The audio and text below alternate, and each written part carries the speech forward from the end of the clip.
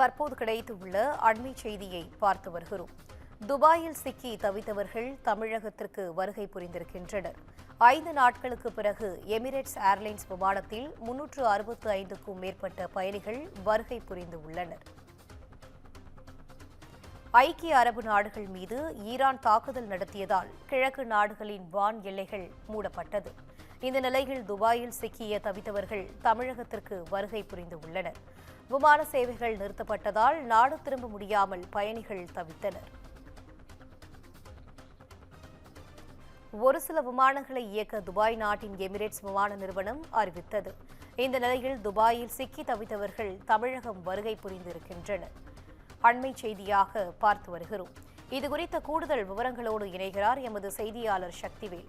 சக்திவேல், வணக்கம். இதுகுறித்த முழு விவரங்கள்.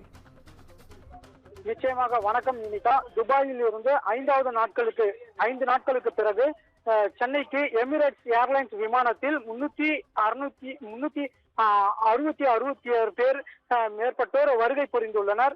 ஈரான் மீது இஸ்ரேல், அமெரிக்கா தாக்குதல் நடத்தியது. இதற்கு பதிலடி தரும் வகையில் ஈரான், ஐக்கிய அரபு நாடுகள், இஸ்ரேல் மற்றும் மத்திய கிழக்கு நாடுகளில் வைக்கப்பட்டுள்ள அமெரிக்கா ராணுவ தளங்கள் மீது தாக்குதல் நடத்தி வருகிறது. இதனால் கடந்த சனிக்கிழமை முதல் மத்திய கிழக்கு நாடுகளில் வான் எல்லைகள் மூடப்பட்டதால் விமான சேவை நிறுத்தப்பட்டது.